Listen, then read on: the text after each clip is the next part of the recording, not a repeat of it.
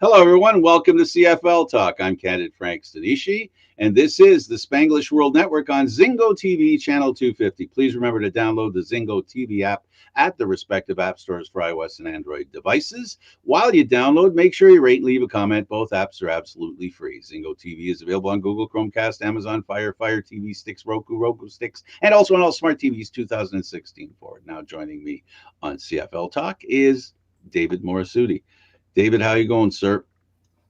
Not too bad, not too bad. It's been an eventful few days, especially in the CFL world. No kidding.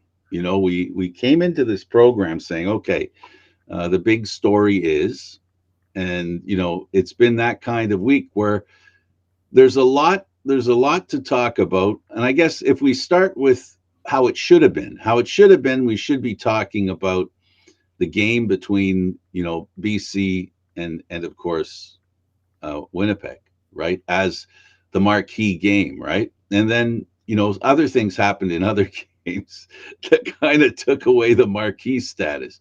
But let's start at the beginning, and we'll start with I guess week one or game one. Sorry, Calgary mm, at Edmonton. I'm looking here and I'm looking at the score, and David, I'm feeling bad for Edmonton. Um, they have, I was looking at their lineup. I don't know about you, but I was looking at their lineup and I was looking at the injury report, and I was noticing as usual, oh my goodness, too bad he's hurt.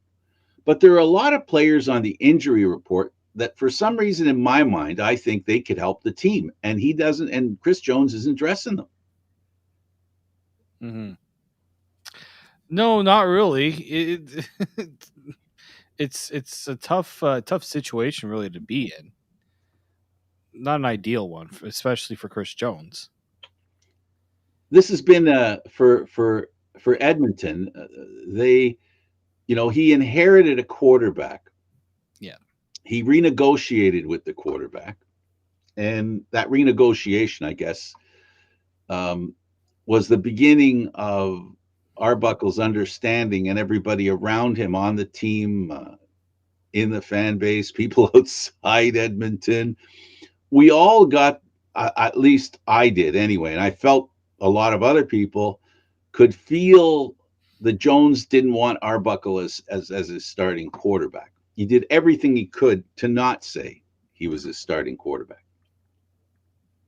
Yeah, no, we've known that the Nick Arbuckle it was it was turning into a matter of when, not if, Nick Arbuckle was going to, lose his not only lose his job as a starting quarterback, but lose his place on the roster. Like we heard, going into this, when they started Trey Ford against Hamilton, I was like, wow, like they really don't want Nick Arbuckle to play. If they're throwing a rookie out against Hamilton, Chris Jones was rewarded for that, I guess, with the victory. And then this game happens. Trey Ford gets hurt. Nick Arbuckle doesn't exactly play well. I'll give Jones that. It's not like Nick Arbuckle was lighting it up and took him out for no reason.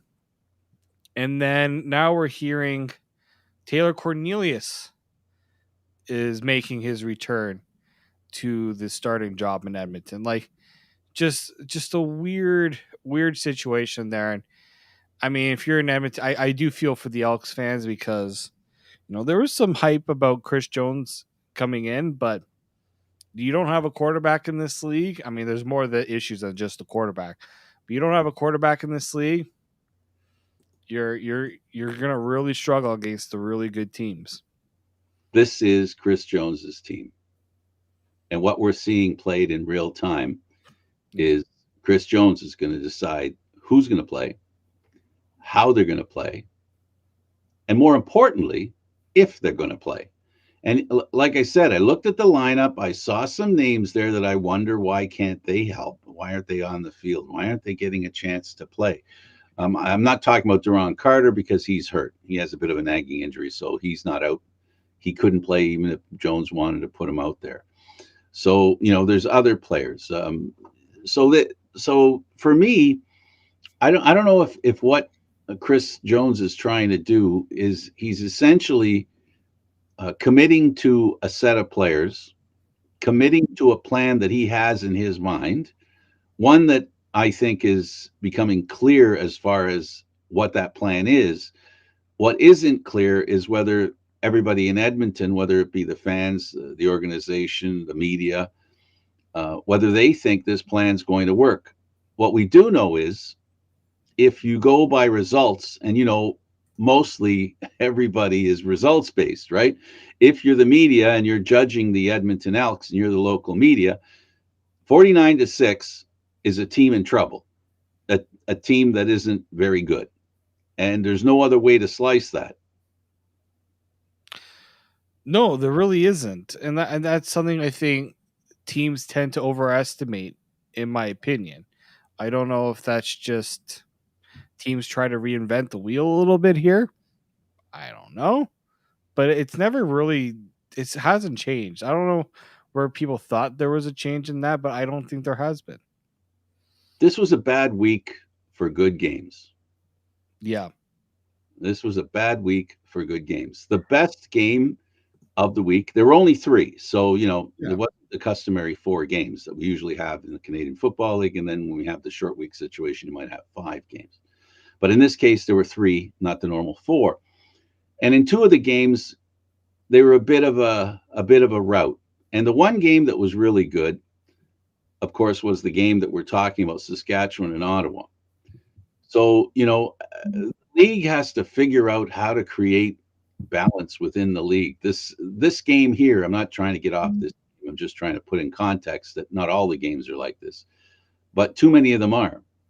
And they don't look good for the league. And I don't know, is there something in your mind that the league can do? Is there something that, you know, we always talk about competitiveness, right? Being an asset for a league. So it's obvious that if you don't have that competitiveness from game to game, that can't be good for the league. And is this something hopefully that'll straighten itself out in your opinion? Well, I think what the league tried to do with this management cap was to tell teams, look, have some sustainability within your front office, some continuity with your management, your coaching staff, so that like if you look at the teams that are the best in the West, Winnipeg, now Calgary, uh, I won't, Saskatchewan the past couple of yeah, years. Saskatchewan. I won't throw BC in there just yet because they have to kind of prove like this is they're only a few games into the season, but look at those teams. They have maintained continuity, not just with their GM, their coach, but also the quarterbacks, right? I personally think that you need to make you have it's so tough because it's hard to understand why exactly there is such a discrepancy in the play between the East and the West. I just think that trying to keep everybody on the same playing level, usually you think it would work, right? You see it in other leagues. I just think the one you don't put other teams at a disadvantage either, right? You know what? If a team makes a bad hire, they want to get out of it. I don't think they should be punished for it, and then Mm. they're stuck with it. You should let your teams kind of figure it out. Um, yeah, it's really. I think it, and you look at it. We talk about attendance issues in the league. I think if you look at certain markets that struggle to draw fans in, it's also because they don't know what they're going to get week in, week out. At least in Winnipeg, if you're going on a Blue Bombers game, you're most likely expecting not only a good performance from your team, but most likely a victory because they've been able to deliver that. And I think it's that lack of consistency from a lot of these teams that has really done the CFL in a lot of ways. And I understand you're not every team's going to be good every week. It's not we're not talking about every team having to be 18-0. It's when you see Calgary beat Edmonton 49-6, Ottawa lose 28-13, and then it's now we thought we were getting really competitive, entertaining games. Teams are starting to kind of get into their groove, and the blowouts are happening. It's not. It's you know. I don't look at it as east west. Not that it isn't that way. Hmm. What I'm concerned with is how many of the games for people who like watching more than their home team, right? That want to watch multiple games. Like myself, I like watching all the games. I do my best to watch all of them. I could only watch the highlights of one of these games this week because of the internet issue. So my TV didn't work, and unfortunately, the plan that I'm on, or I can't, I can't play on demand. I can't play. I used to be able to. They don't have it anymore, where I can't watch a CFL game after it's been played. I have to go on the internet to do that. So it used to be on the TV. I could do that on the Rogers thing. Hmm. Not now, and I'm very disappointed in that. And that's kind of what I'm talking about here. Is that we have games that we're going to watch. They need to be good because people are going to watch them. This is another problem that I can't watch that game. Try as hard as I might on television, I can't watch that game. I have to go on the internet, go into TSN, hope that they have it available on demand on the internet, and that's a little more difficult to do. For some people, I'm one of them. So the games have to be good so that when people watch them, they're entertained by the Canadian Football League.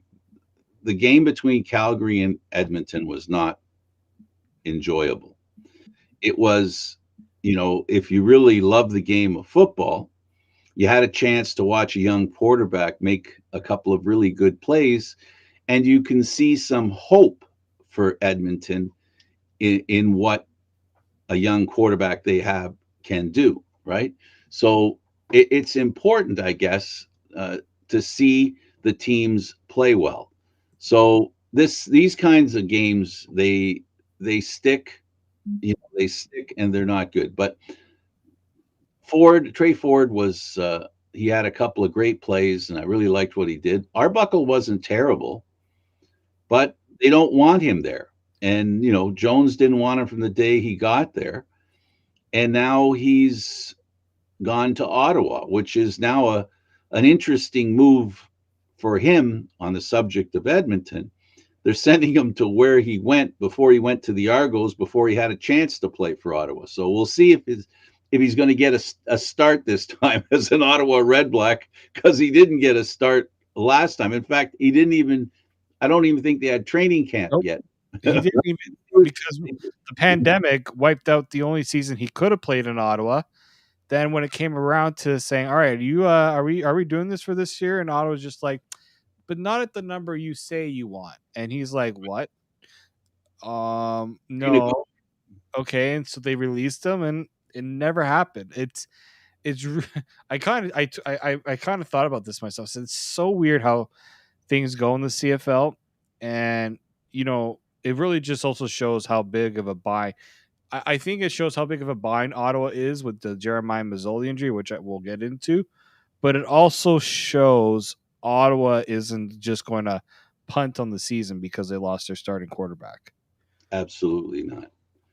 I know they're not going to. Ottawa, in our opinion and in many people's opinions, it became clear. Even though I don't care whether we were the first ones to talk about how great Ottawa was going to be, as soon as the new GM went there, I knew they were going to have a better team. I knew they were going to bring. I had a feeling they were going to bring Mazzoli, and I thought they might bring Banks as well.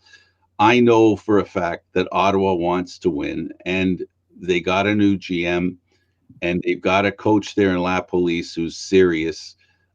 So they're going to get Arbuckle because he's the best out there right now. Yeah. And is he the best quarterback in the Canadian Football League? I don't know, not right now, but he could be real good. So Edmonton releases that quarterback, trades him after losing a game 49-6. Anything else about this game? Uh, I said at the after we saw training camp and after we saw the first exhibition game that Calgary played, and then they supported my thinking in the second game. This is a team that I like to define as playing angry, not mean, angry in the sense that they feel they're not respected to an extent that they deserve. And this goes right from Wally Buono right down to the water boy. Like the organization, Calgary has been one of the best organizations in the Canadian Football League over the past, if I said 10 years, would I be exaggerating? No, not at all. I don't think you're off on that. The best team in the past 10 years. Now, there's a new king in town known as Winnipeg, which is at the root of the anger I'm talking about with Calgary. Hmm. Because the next game, when those two teams play, that's going to be a game, folks. I hope it isn't a disappointment. I really don't think it'll be a disappointment. And the reason I say that, is because Calgary, who played real well, and who Bo Levi Mitchell, who's playing and not throwing interceptions, throwing touchdowns and not throwing interceptions. That's a key component for the success of the Calgary Stampeders. They're going to offer a different kind of competition for Winnipeg. This is an established team that hit the rocks a little bit over the past few years, right? But it's still the great organization that it's been for the past 10 years. We are really going to see a clash of the Titans between Calgary and Winnipeg. So, It's and they showed how easy they can win with Edmonton. it's just so, you know what, like the first few weeks of the season, I think the CFL schedulers have really nailed it, right? Like in terms of matchups and all those things. And then like we're just like, oh, it's gonna be great to see what a young Nathan Rourke who's on a roll can do against the defending Grey Cup champs. And then that game happens, and it's like, you know what? Really want to know how Calgary and Winnipeg match up. And the CFL is like, well, have, if you look at the schedule, guys, it's coming up right next. Like it's really good that we're getting these early on. It would be nice that it would have been nice to also get them later in the season too. But I think right now there's a lot of intrigue to how this season has started, Absolutely. and I think Calgary right now, yeah, you're definitely right. They didn't just beat Edmonton. Everything they did was a statement. Everything they did was to show all those concerns. Like and look, you look at how they're doing it too, right? Rushing, they had 165 rushing yards. They had 305 yards through the air. They're not doing it just one way, and that's what makes Calgary scary. Because before, the formula was let's try to stop Bo Levi Mitchell. Well, guess what? Now you got to worry about the other guys on that field. Carey again. He gave Edmonton so many problems. So I want to see, can Winnipeg go after the strengths of Calgary and make them weaknesses. And I think that's going to be the most intriguing. It's going to be the game of the week. It I already is the game of the week in my opinion, but we'll see if it lives up to it. And they don't play back-to-back games, but pretty close. I think it's the next, not this week, the week after that. The other games that I'm looking forward to when we like to see the clash of the Titans at the end of the year, Winnipeg and Saskatchewan meet a couple of times at the end of the year. So, that's going to be interesting as well.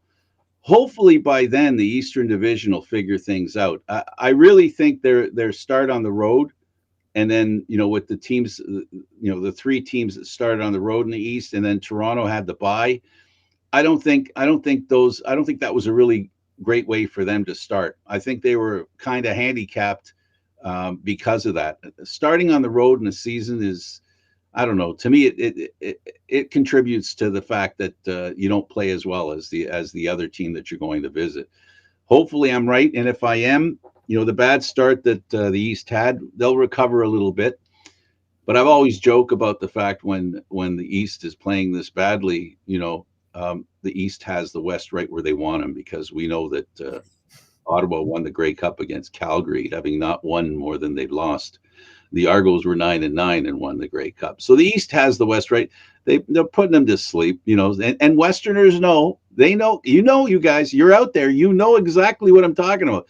You're scared. It doesn't matter which one of you guys play. If the East survives into the Grey Cup, you know full well the East could win regardless of how good they were during the season. And I know that bothers you to no end. If there was only a way not to have to play that game, right? That's the way it is. So So as far as the Grey Cup's concerned, that we'll never guess. You can't assume who's going to win in that game. It doesn't matter. Records don't matter. But what does matter is how a team plays. And right now, if you want to talk about the East and the way they play, Toronto's playing well and not well. Ottawa's playing well and not well. And then when they were playing well, it was when their quarterback was in and doing a good job. Ottawa has shown their defense is pretty consistent. They're just trying, with Mazzoli, they've got a decent offense. Montreal just fired their coach a couple of games into the season. And Hamilton's trying to find themselves. So, the East is teetering a little bit. Yeah, it's really unfortunate. Like if you're I this is probably also part of the reason why Montreal went the route they did. They kind of thought we had an opportunity here, really take advantage of the rest of the East not being good, and it didn't happen. So they decided, you know what, might as well make the change now while the East is still up for grabs, right? Like if you're Toronto, if you're Montreal, and you're Ottawa, right now I can't put Hamilton there yet because of how so much they've struggled. Even Hamilton, though, you get a couple wins on your belt, you think you're back in it. So if I'm looking at like the East right now, I'm definitely saying to myself, we gotta pick it up a bit, and you know, it's so tough to figure out who's gonna come out of there now. Like I can't say for certain who is going to come out. It could very well be Hamilton because they could figure it out at the right time, and the other teams just I don't have the confidence right now to say this team can get it done because they haven't. Right? Toronto losses they've had have It's gone. it's early in the season, but the crossover is a reality.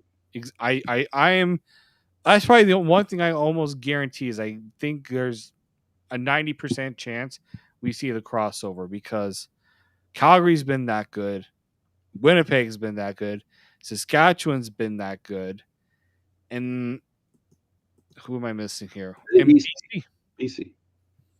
How can you not say BC when like right now you're saying right now BC should get in over Ottawa based on their start. That's why I think Ottawa and Hamilton have to be concerned here because you got to be better than that fourth team in the West. And I don't know if Ottawa and Hamilton can say that they can get better than BC Or right now. even Toronto, or all of them, David. Yeah, None of them right now. Let's put it this way, though. I don't disagree with you 100%. But what I will say, I'll fine tune. BC is good enough that they could be the best team out of the East. They could cross over and have the best record. If I qualify it this way, can BC overcome what happened to them against Winnipeg and not have that become a trend? In other words, can a decent defense make the offense of BC not as good, including Rourke? Because he's like the pitcher, in the fourth or fifth inning, right? Uh, the hitters get to know who he is. Now there's a book being released on Rourke. I'm really high on the kid, right? I think the world of the guy, but also as he plays, there's going to be film on him, and that film might give away some stuff. But what I got to tell you is the three passes he made in that game were incredible, yeah. long, accurate, and he had receivers that went and got the ball. So, that's what the East is up against. You're up against a really good quarterback with a good set of receivers and a decent offense and a pretty good defense. That's what the East teams have to provide if they want to come out of the East. And right now, I think we agree at this point in time, nobody in the East is playing better than BC at No, this time. no, not right now. And I think a lot of teams in the East would agree with that just because of what's happened. Like we're not speaking as if we don't like look at what's happened. Look at the games that have been No played. hope. We're taking a snapshot. This is a snapshot. This is not, we're not saying there's no hope. Argos are gonna no good. Montreal, Ottawa, Hamilton, none of them have. No, no, no, no. Just talking about this very moment. A team like Ottawa that was looking really good was because of their quarterback, who now is out 10 weeks, 10 to 12 weeks. And then you've got Hamilton, who's trying to find. Like I said, I'm repeating myself. Go ahead. The point is, BC right now is in a better place than the four Eastern teams. Yeah, they because BC decided, you know what, we need to make a complete change. We need to do things differently. They did, and they're paying, and it's working. I look at the East teams. There really isn't a team that's decided, you know what, we need to make drastic changes because what we've done hasn't been good enough. They've kind of been okay with it, with what's happened. They're trying. I understand you don't want to be making changes for the sake of making changes, but look at what the West has done. Look at, I mean, Calgary. In a way, they didn't make big changes. They stuck to what they did, but they made tweaks. Absolutely. Um, BC again, I'll say they made the big changes. Winnipeg decided years ago they needed to make a big change, and it's worked for them, and they've kept to it, and they've worked on it. So I think in the East, Figured out they're kind how to massage the cap too, right? yeah. Well, exactly right. So I think right now, if you're, I don't want to sound like as if the East has no chance this year. No, I 'Cause it's very early in the season. We haven't even hit a third of the way through. But at some point, there has to be a reality check going on with these teams. I think on the hopeful side, Hamilton has a quarterback who is injured at this point, Evans, who came into this season wanting to prove something. And I think he tried really, really hard. And I think maybe tried a little too hard. And maybe, he didn't have the guys that could elevate themselves to the level that he wanted to play, that he was trying to play. And so we saw in those games, those early games, Dane Evans was doing okay, but unfortunately, receivers didn't catch balls; they tipped balls. He had a couple of interceptions, and unfortunately, interception shows up on the quarterback statistic, right? And they're not ball security is what it's like for me. So that ball security is really important, and he suffered a lack of ball security.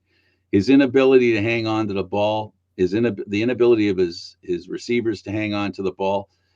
They're playing terribly offensively, Hamilton. Horribly for them, horribly. But they made a lot of changes. They lost a lot of players. They they really are, you talk about rebuilding, and I don't think you're saying that Hamilton didn't rebuild. You just haven't seen evidence of the rebuild, the positive side of the rebuild. Yeah. Like you see it with BC, right? You see it clearly with BC. You see they brought in some receivers that nobody knows, receivers that people know, and a quarterback that's doing a job, and it all looks great. It looks like it's working. You're seeing it happen. People in Hamilton aren't seeing it happen, right? And I think that team. In fact, I know that team's better than the way they're playing. Mm-hmm. So we have some breaking news. We were waiting for this news: the CFL suspension for Garrett Marino from the Saskatchewan Roughriders. The CFL didn't make one suspension; they made three, and the three suspensions Two, I bet. total 4 games. So we have, this is how the CFL has outlined it: a 2 game suspension for Marino's dangerous and reckless low hit on quarterback Jeremiah Mazzoli, which results in a serious injury and Marino's ejection from the game and his subsequent celebration. So the hit got him 2 games, and the celebrating of the hit got him 2 games. 1 game suspension for verbal comments Marino made about Mazzoli's heritage during the game, which clearly violates our code of conduct. 1 game. And a 1 game suspension for Marino's illegal and reckless tackle of an Ottawa offensive lineman on a previous play.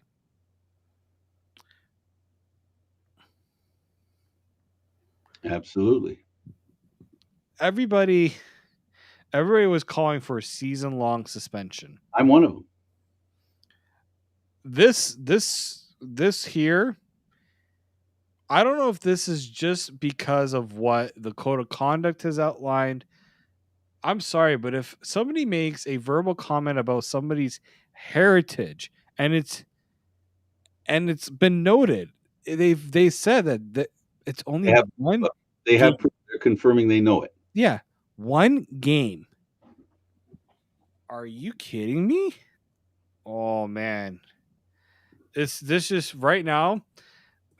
uh, if I'm Jeremiah Mazzoli, is now sitting 10 to 12 weeks waiting to get back, see if he will be able to get back on field at some point this year. I'm sitting there saying, "Gee, the CFL really, really has my back." Yeah. And if your players, but can I put an assumption in here? I'm going to assume something, and it's only an assumption, David, because I don't have any evidence to support what I'm saying. I'm reading this thing and I'm not seeing any comment. I'm waiting to hear from the CFLPA. I just wonder, and I believe it's quite possible that the Canadian Football League discussed this suspension, this package of suspended games. I believe the CFLPA was involved. And if they were involved, one thing we know about player associations in sports, not just the Canadian Football League, it always comes down to caring about the player who's either being taken out of the league or paying the fine that they care about. It always looks like they don't really care about the player who's been injured.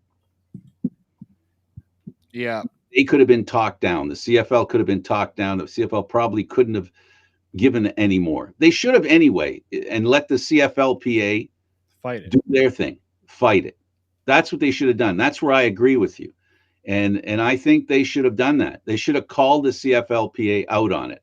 This reflects a reasonable um, suspension package based on the way the CFLPA would look at this situation. I don't think the league should look at it the way the PA looks at it. They should take the higher road, which is why you're upset. I know why you're upset. I can feel it. Is that you got a player now who's 10 to 12 games out for the season. And this guy gets 4 games, a guy who celebrated the act and the result of that act on the way off the field. To me, that I don't know how that doesn't. I didn't see anything there. I didn't see anything there about the a suspension on that kind of behavior. Let me ask you a question, David. The league has a penalty for taunting, don't they? Yes, they do. And isn't that equal to taunting what he was doing? It was 100% taunting. So why was there no punishment for taunting? I Well, didn't see it. I don't because see he it. was already ejected from the game. But not for he wasn't ejected for taunting. He wasn't Oh, penalized for taunting. We've got here a 2-game suspension for dangerous and reckless play, a 1-game suspension for verbal comments that he made, right? And a 1-game suspension for another incident that happened around the same time, a reckless tackle on an offensive lineman. But I don't see anything here for the kind of conduct that any kind of suspension for the kind of conduct that he displayed on the way off the field. I don't understand how this is a league that has put its foot down, in fact, both feet down when it comes to taunting, where you can't even shake your finger at a player after pulling them down. You understand what I'm saying? Yet this guy's celebrating because Mazzoli's on the ground and can't get up. I don't get it. I'm very disappointed in this decision by the Canadian Football League. I'll add this. This is a comment from Randy Ambrosery. This behavior has no place in our league. This discipline is intended to send a strong message that it will not be tolerated. That wasn't. It's not a strong message. A strong message. It's not a strong A message. strong message. It, Come on. it's not Chris a strong. Edwards Chris Edwards was given 6 games initially for what happened after that Hamilton game. That's a message, okay? And he that got talked down. That got brought down to 3 games, but they initially gave him 6 games, a total of 4 games for intentionally injuring someone, discussing their heritage, which we all know what they really meant by that, and another game for another legal hit. But And nothing for exiting the stadium in the manner that he did. no, it this does nothing to curb the behavior. What will send the bigger message, in my opinion, if I'm Saskatchewan, all right, 4 games, but you know what? Is it worth it for Saskatchewan? Is he that good of a player that you'll continue to have him on your roster? There's in sports, there are, David, there are players. I'll say a phrase. I'll say a phrase. We love that guy, and then the opposite team, that guy's disgusting. He shouldn't be playing in the league. How many times have we heard those two things? Where you get a team of a guy who plays, I'll say it, dirty. I'm not saying, well, this was a dirty play, but you've got when your guy's the dirty guy, you love him. When the other team looks at that guy, they don't love him. The opposite is true. But this is the thing about sports. My bully is okay. He's okay. That's just the way it is in sports. Not every Saskatchewan fan, and I can assure you, because I saw many of them, were upset with what he did. All right. They were upset with what he did. Many a Saskatchewan fan. Mm-hmm. But there are a few. There are a few, and there were a few, and in the stands, obviously, because that's what Bahar was talking about. And there are a few on the internet who are basically saying, grow up. This is a man sport. This is the way it works. This is the way you're supposed to play. You know. And I'm doing sarcasm here, but anyway. That was another thing I wanted to mention. Kudos to Nate Bahar, and I hope he calls out the league again for this suspension. I think players need to finally realize that they need to have a voice and not just settle. If they truly think something is not right, voice your opinion on it. You know what? Oh boy, David, the Players Association. I'm with. Do you think the Players Association is going to weigh in? I think so. And I I think well, that'll I won't. Actually, no, I don't think they will because they will, because they don't want to get involved with adding to any kind of putting down hmm, Reno. That again,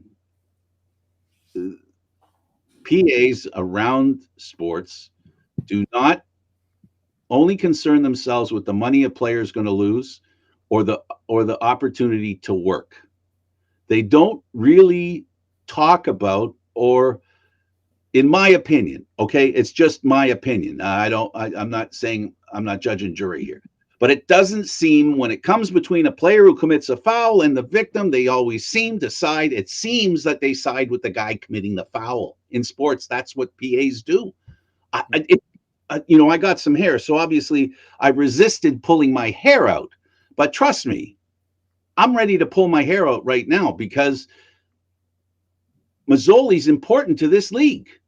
If a so-so player can get a 4-game suspension and make sure that, for all intents and purposes, the majority of a season is lost by a player, and all they're going to lose is a 4-game suspension, where's the motivation to stop that kind of behavior?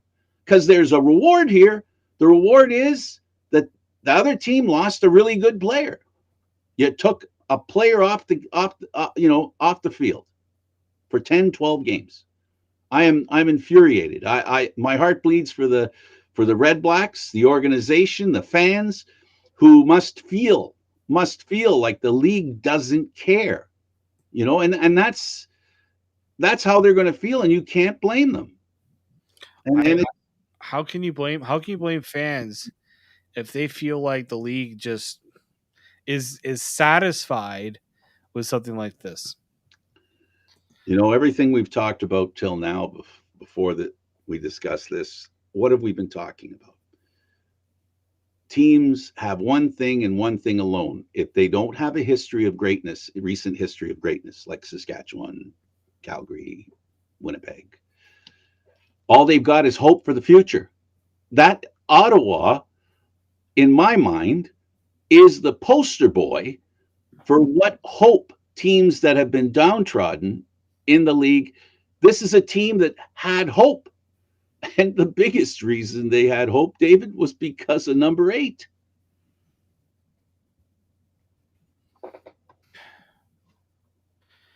It it just feels like we're gonna have another quarterback get hurt. Have enough quarterbacks. Yeah, like this is a league where one position, like what's been the biggest story of the CFL this season? Oh, like, Nathan Rourke. yeah, Imagine if that was Nathan Rourke, and that's what the league decides: 4 games, while your biggest marketing tool, the biggest player you can market, would be out for a long period of time. I guarantee this in the NFL, a hit like that and a thing like that on a quarterback, I don't think that goes over lightly. I'm disappointed. I am truly disappointed. But on the same token, I understand what the league is trying to do. They're trying to have some sort of, they've set a level of punishment structure. I understand that, and I understand, they don't want to overreact. But I think this is one of those times when, in fearing overreacting, they in fact reacted not enough. This is not enough. 4 games is just, it's nothing. This is as I said, Ottawa's season now is, they're desperate now. They traded for a quarterback, Arbuckle. Well, look at that. Ottawa had to now pay assets to go and get a quarterback. And you know what though? Here's the thing that I hope for Ottawa, and I hope this for you Ottawa fans, and then for the organization. I hope Arbuckle is the guy that they originally got before he ended up in Toronto and then went to Edmonton. I hope he's the guy that proved in Calgary the prior year, right? Let's pretend this is last year. Arbuckle was in Calgary and he had that great year that he had. Hopefully, Ottawa ends up with that guy. We covered the Toronto Argonauts. Of course, we it's a team that we relate to. I relate to. Yeah. It's the team that I cover. Of course, I want the team that I cover to be successful. But you know what? More than my team being successful, I need the league to be successful, because no amount of success that my team has, the one that I cover, will be relevant if there aren't any other teams out there that create excitement and challenges for the team that I cover.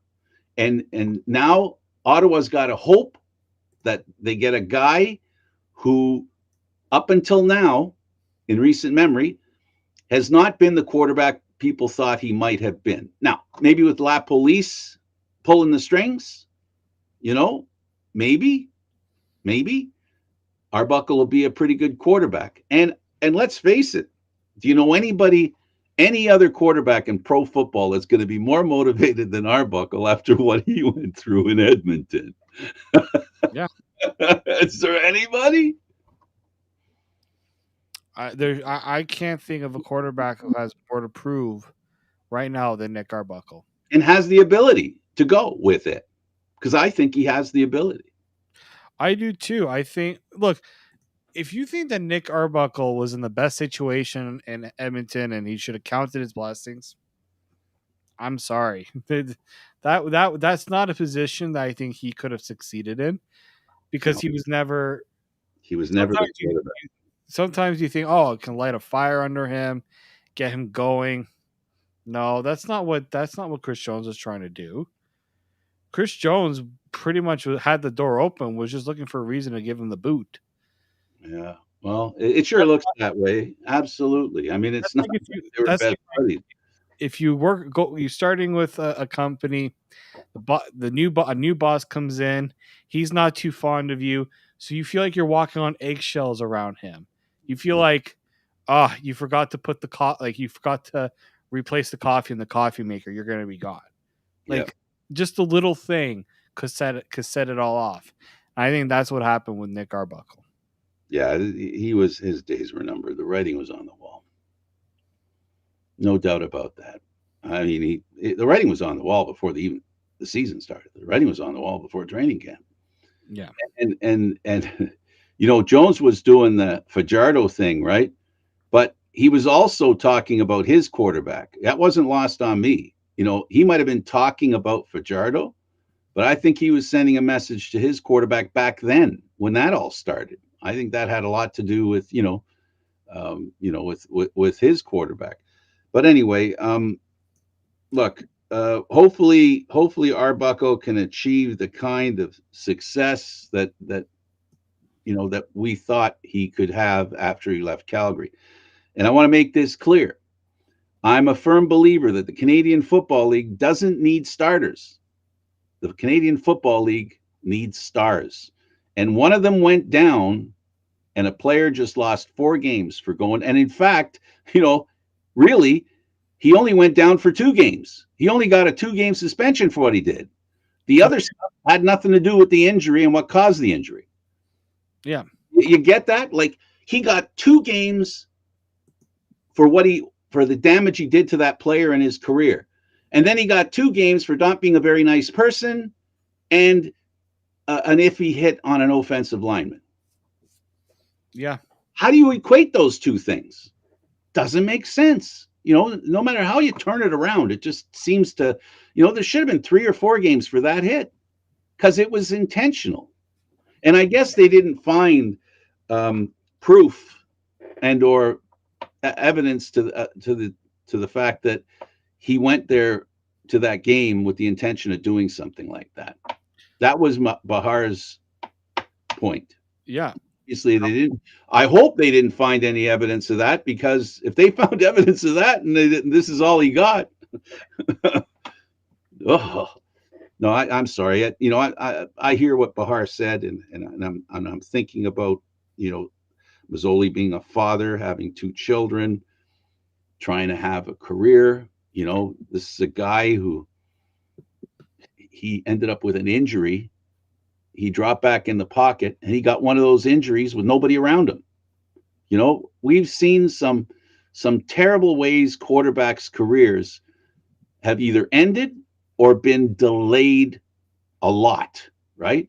We saw it with Ricky Ray with the punctured lung. And we know that there are challenges to keeping Canadian Football League quarterbacks healthy. We've got a great quarterback right now in Bo Levi Mitchell, who's come back to be a great quarterback again. He has spent 2 years recovering from injuries, 2 seasons. And there was 1 year he didn't have to play, thank goodness. So that was a year where he could recover. In 19, he had time to recover. Yeah. He had a list of injuries that were problems for him. He's finally healthy. We got to figure out a way to keep our quarterbacks healthy. We need to figure out a way to find star quarterbacks and keep them healthy. Star quarterbacks, keep them healthy. It's what we have to do. And right now, I think this judgment fails in that regard. Mm-hmm. No, I think so. I think the league sent the wrong message, and in everything that, especially nowadays, the message you send or don't send Ugh. is crucial, and that's what just happened right now with the CFL. It's the message they didn't send in this, that now look, nobody's talking about the game. Nobody's talking about the fact that Best Saskatchewan. game. That was the best game of the weekend, and you heard the TSN panel say it. This was a great game, but what are we talking about? Yeah, and you know what? I'll give Ottawa a lot of credit in that game, because I thought Saskatchewan was going to take it over, and constant chances to put up 7 points. Nope, 3 points. Oh, another 3 points. Like I'm just looking. How many did he have? Walker had made 3 of 4 field goals, and Fajardo had 2 touchdowns. I thought Saskatchewan was going to run away with it.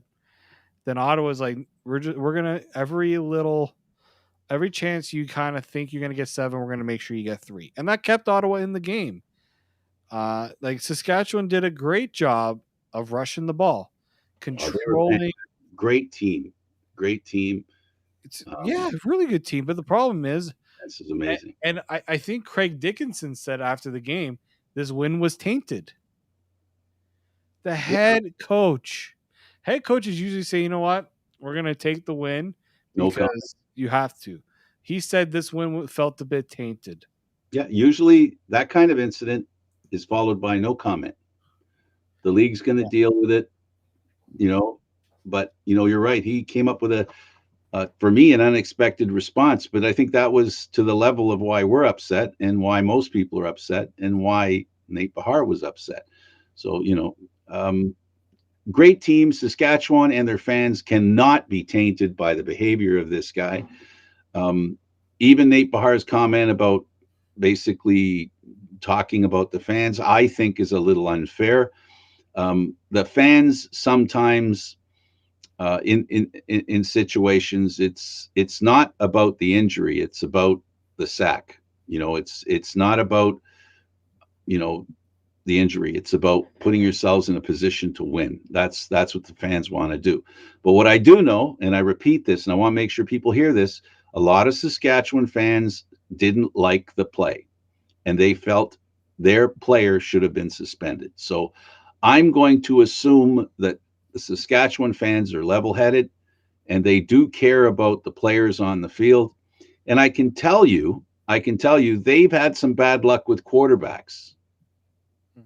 The best quarterback in the Canadian Football League in the first game of the year lost his season. That's Zach Caleros.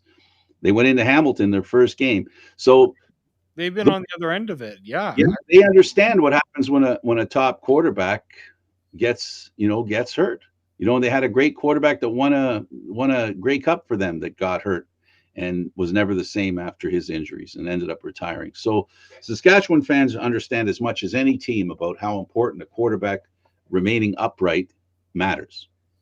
Yeah. And there was a lot of pointing fingers at Saskatchewan fans because, as we said, they've been through this when Simone Lawrence hit Zach Claros, and they felt like, really, that's all you're going to give Simone Lawrence? Now Zach Claros might never play again. There was that discussion, and some people were saying, well, now look, the shoe's on the other foot, and you guys are. But I think in this situation, this is again where the CFL, instead of putting the onus on the player in his decision, now Saskatchewan fans are going to come to the aid of their team. They're going to defend their team because that's their right. And Mm-hmm. it's going to create this unneeded civil, almost like war between fans that you don't need, but you're creating it because you don't want to do the thing that's going to keep the heat off of the league and off the team and off the fans. Well, this to me reflects again. I'll try to stop beating a dead horse. This punishment doesn't respect the fact that quarterbacks, the importance of quarterbacks, Yeah. not only in the Canadian Football League as we know it historically, but at this time when there are so few great quarterbacks in the Canadian Football League. That to me is the problem. We don't have that many great quarterbacks in the Canadian Football League. And now we've lost one. One out of, I think, if I said he was no less than the fifth best quarterback in the Canadian Football League, would I be wrong? No, I don't think so. Like you have Bo Levi Mitchell, Zach Claros, Cody Fajardo, Nathan Rourke, and I would say Jeremiah Mazzoli is. Yeah. So, and he's a top five quarterback in a league with 9 teams. Yeah. He's not a great backup quarterback. He's not a quarterback that can be replaced that easily. And we know, and I wish I would feel as though quarterbacks are respected by the Canadian Football League, but this punishment doesn't reassure me that it is, that quarterbacks are important in the Canadian Football League. as Yeah. far as the league is concerned.